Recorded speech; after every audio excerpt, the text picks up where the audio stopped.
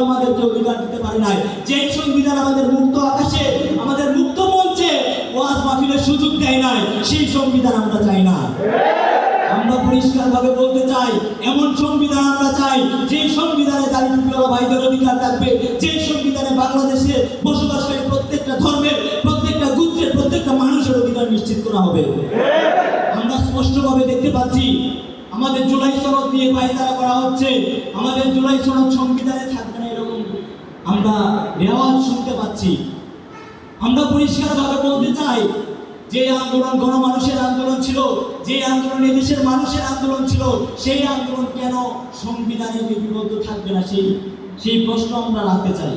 আমরা পরিষ্কারভাবে বলতে চাই, সংবিধান দেশের মানুষের জন্য, সংবিধান কোনো দলীয় নেতার জন্য না, কোনো সরকারের জন্য না, ক্ষমতার জন্য সংবিধান নয়, জনতার জন্য সংবিধান।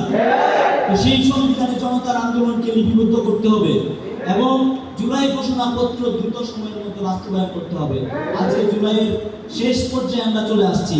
আমরা অন্তর্বর্তীকালীন সরকারকে মেসেজ দিতে চাই, যদি আপনারা দ্রুত সময়ের মধ্যে 34 জুলাইয়ের মধ্যে জুলাই ঘোষণাপত্র বাস্তবায়ন না করেন, তাহলে আপনাদেরও লেজিটিমেসি থাকবে না।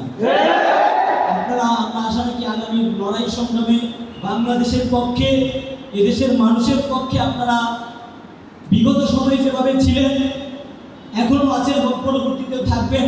আমরা সবাই কাঁধে কাঁধ মিলিয়ে রাজপথে আমাদের লড়াই সংগ্রাম জারি রাখবো ইনকিলাবের পক্ষে। আপনারা সবাই ভালো থাকেন, দেখা হবে রাজপথে, কথা হবে স্লোগানে, ইনকিলাব জিন্দাবাদ। আমরা একটা স্লোগান দিতে চাই, দিবেন?